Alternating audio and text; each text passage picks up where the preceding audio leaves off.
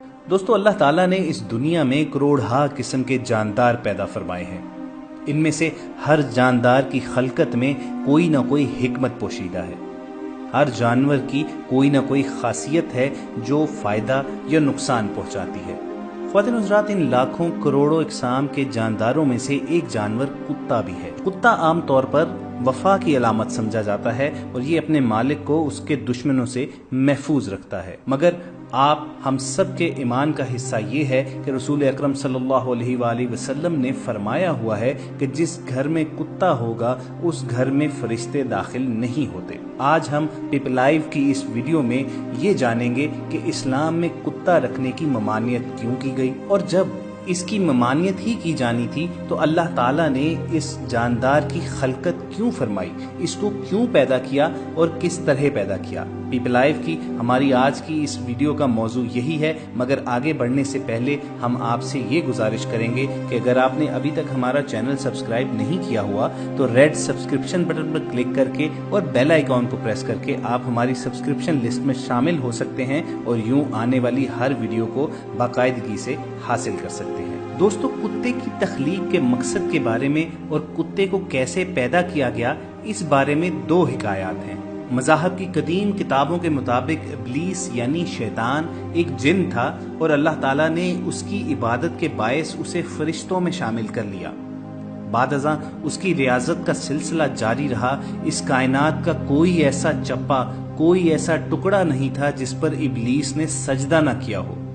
یہ ان سجدوں، ان ریاضتوں اور ان عبادتوں کا نتیجہ تھا کہ اللہ تعالیٰ نے ابلیس کو فرشتوں کا سردار بنا دیا، لیکن پھر ابلیس غرور کا شکار ہو گیا اور اس نے مٹی کے پتلے یعنی آدم علیہ السلام کو سجدہ کرنے سے انکار کر دیا۔ یہاں سے خیر و شر کی طاقتوں کے درمیان جنگ کا آغاز ہوا۔ قدیم صحائف میں لکھا ہے کہ جب شیطان کو حضرت آدم علیہ السلام کو سجدہ کرنے کا حکم دیا گیا تو اس نے حضرت آدم پر حقارت سے تھوک دیا۔ شیطان کا تھوک حضرت آدم کے پیٹ پر گرا۔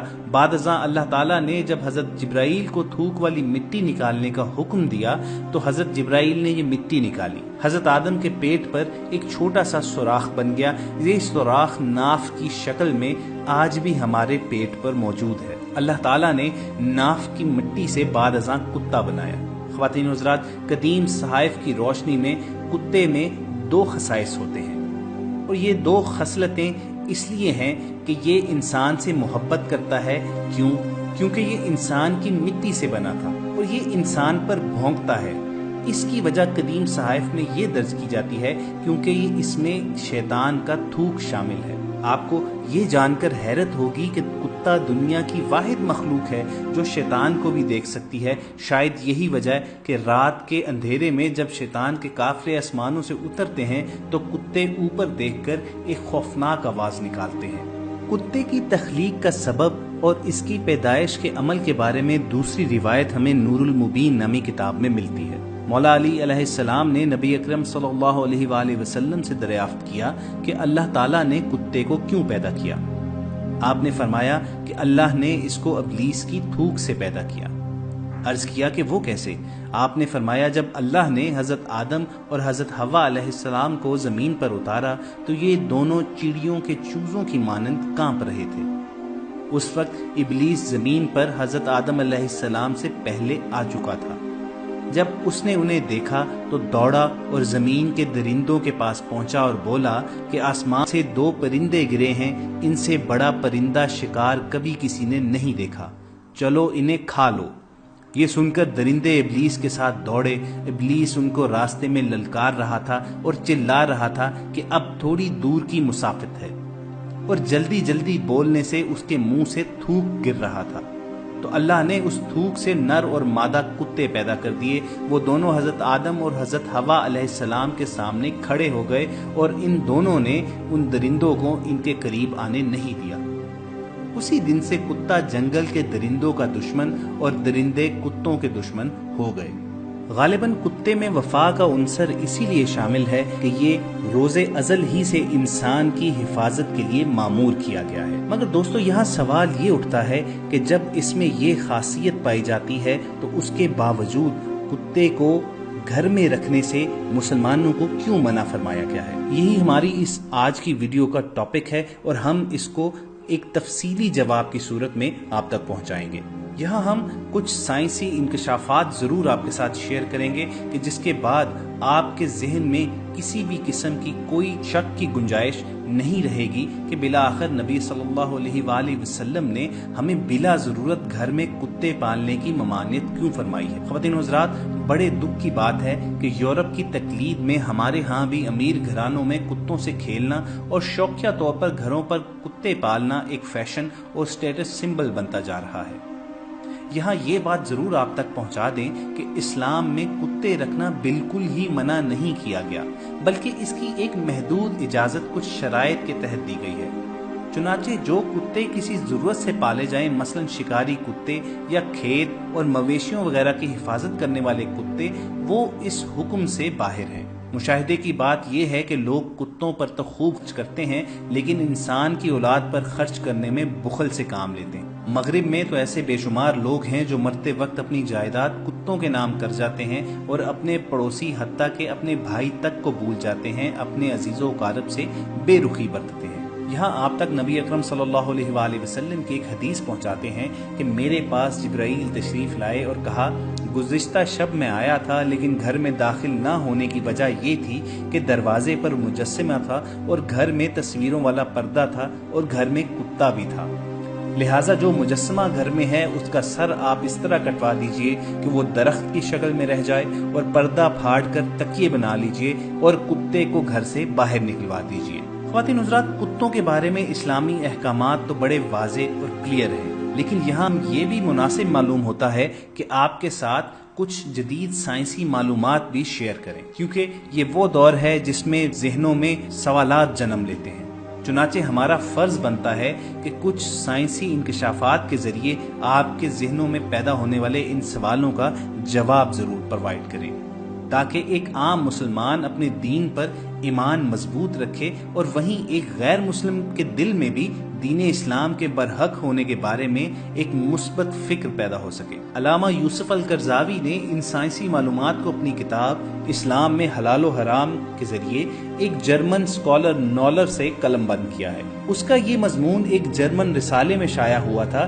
اس مضمون میں ان اہم خطرات کو بیان کیا گیا ہے جو کتے کو پالنے یا اس کے قریب رہنے کی صورت میں لاحق ہوتے ہیں۔ نالر لکھتا ہے کہ گزشتہ چند برسوں میں لوگوں کے اندر کتا پالنے کا شوق کافی بڑھ گیا ہے، جس کے پیش نظر ضرورت محسوس ہوتی ہے کہ لوگوں کی توجہ ان خطرات کی طرف مبذول کرائی جائے جو اس سے پیدا ہوتے ہیں، خصوصاً جبکہ لوگ کتا پالنے ہی پر اکتفا نہیں کرتے بلکہ اس گھر میں اس طرح چھوڑ دیا جاتا ہے کہ وہ چھوٹوں اور بڑوں کے ہاتھ چاٹ لے، ان کی پلیٹوں میں رکھا کھانا کھا جائے۔ طبی نقطہ نظر سے دیکھا جائے تو کتے کو پالنے اور اس کے ساتھ خوش طبعی کرنے سے جو خطرات انسان کی صحت اور اس کی زندگی کو لاحق ہوتے ہیں ان کو معمولی خیال نہیں کیا جا سکتا۔ بہت سے لوگوں کو اپنی نادانی کی بھاری قیمت ادا کرنی پڑتی ہے۔ اس کی وجہ یہ ہے کہ کتوں کے جسم پر ایسے جراثیم ہوتے ہیں جو دائمی اور لا علاج امراض کا سبب بنتے ہیں، بلکہ کتنے ہی لوگ اس مرض میں مبتلا ہو کر اپنی جان سے ہاتھ دھو چکے ہیں۔ اس جراثیم کی شکل فیتا کی مانند ہوتی ہے اور یہ انسان کے جسم پر پھنسی کی شکل میں ظاہر ہوتے ہیں۔ گو اس قسم کے جراثیم مویشیوں اور خاص طور سے سوروں کے جسم پر بھی پائے جاتے ہیں، لیکن نشو و نما کی پوری صلاحیت رکھنے والے جراثیم صرف کتوں پر ہوتے ہیں۔ یہی جراثیم گیدڑ اور بھیڑیے کے جسم پر بھی ہوتے ہیں۔ یہ جراثیم اتنے باریک ہوتے ہیں کہ دکھائی دینا بھی مشکل ہوتا ہے۔ یہ جرمن اسکالر نالر آگے لکھتا ہے کہ یہ جراثیم انسان کے جسم میں داخل ہوتے ہیں اور وہاں مختلف شکلوں میں ظاہر ہونا شروع ہو جاتے ہیں۔ یہ اکثر پھیپھڑے، عضلات، تلی، گردہ اور سر کے اندرونی حصے میں داخل ہوتے ہیں۔ ان کی شکل بہت کچھ بدل جاتی ہے، یہاں تک کہ خصوصی ماہرین کے لیے بھی ان کی شناخت مشکل ہو جاتی ہے۔ بہرحال اس سے جو زخم پیدا ہوتا ہے، خواہ وہ جسم کے کسی بھی حصے میں ہو، صحت کے لیے سخت مضر ہے۔ ان جراثیم کا علاج اب تک دریافت نہیں کیا جا سکا۔ जर्मन डॉक्टर नॉलर का बयान ये है कि कुत्ते के जरासीम से इंसान पर जो जख्म उभर आते हैं उनकी तादाद 1% से किसी तरह कम नहीं और बाज ममालिक में तो 12% तक इसमें मुब्तला पाए जाते हैं। इस मर्ज का मुकाबला करने की बेहतरीन सूरत ये है कि इन जरासीमों को कुत्तों तक ही रहने दिया जाए और इन्हें फैलने से रोका जाए। अगर इंसान अपनी सेहत को महफूज और अपनी जिंदगी को बाकी रखना चाहता है तो उसे कुत्तों के साथ खुशतबई नहीं करना चाहिए, उन्हें करीब आने से रोकना चाहिए, बच्चों को उनके साथ घुल मिल जाने से बच रखना चाहिए। कुत्तों को हाथ चाटने के लिए नहीं छोड़ देना चाहिए और ना ही बच्चों को खेलकूद और तफरीह के मुकामात में रहने और वहां गंदगी फैलाने का मौका देना चाहिए। इसी तरह कुत्तों के खाने के बर्तन भी अलग होने चाहिए। इंसान अपनी खाने के लिए जो प्लेटें वगैरह इस्तेमाल करता है उनको कुत्तों के आगे चाटने के लिए नहीं डाल देना चाहिए। ख़वातीन और हज़रात, यहाँ हम रसूल अकरम सल्लल्लाहु अलैहि वसल्लम का एक और फरमान आपके साथ शेयर करते हैं। नबी सल्लल्लाहु अलैहि वसल्लम ने फरमाया कि जब कुत्ता किसी के बर्तन में मुंह डाले तो उसे चाहिए कि बर्तन को 7 मरतबा धोए और उनमें से 1 मरतबा मट्टी लगाकर धो ले। सामीन कराम, ये जो मालूमात आप तक पहुंचाई गई और फिर इनका मुवाजना नबी मेहरबान आकाए दो जहान सल्लल्लाहु अलैहि वसल्लम के इन फरमूदात के साथ करें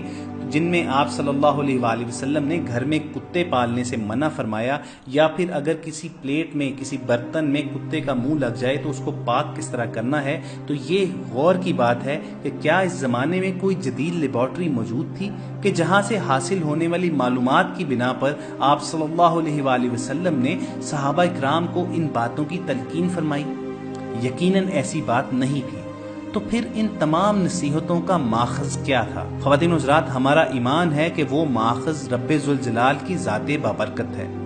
इसका सबूत कुरान मजीद की सूरह नज्म की इस आयत मुबारका में मिलता है कि वो अपनी ख्वाहिश नफ्स से नहीं बोलता, ये तो एक वही है जो इसकी तरफ की जाती है। तो दोस्तों, हमने आज आपसे ये शेयर किया कि कुत्ते की खलकत का सबब क्या था, कुत्ते को पैदा किस लिए किया गया और किस तरह किया गया, और फिर इतनी सारी खसूसियात होने के बावजूद इस्लाम में कुत्ता घर में रखने की ममानियत क्यों फरमाई गई। इस सिलसिले में हमने अपने आका हज़रत मोहम्मद सल्लल्लाहु अलैहि वसल्लम के मुख्तलिफ फरमुदात रखे। इस साथ साथ कुछ मेडिकल एडवाइजेज और साइंसी इंकशाफात के जरिए आप तक ये पहुंचाया इन फरमुदात के पीछे क्या हिकमत कार फरमा थी कि रसूल अकरम सल्लल्लाहु अलैहि वसल्लम ने कुत्तों को हमें अपनी जिंदगियों से दूर रखने का दरस दिया। हम उम्मीद करते हैं कि आपको हमारी ये वीडियो पसंद आई होगी। इसे शेयर कीजिए और कमेंट सेक्शन में हमें अपनी आरा से जरूर आगाह कीजिएगा कि आप हमारे चैनल पर आइंदा वीडियो किस टॉपिक पर देखना चाहते हैं। लेकिन अगर आप वो वीडियो हासिल करना चाहते हैं तो आपको याद दहानी करवा दें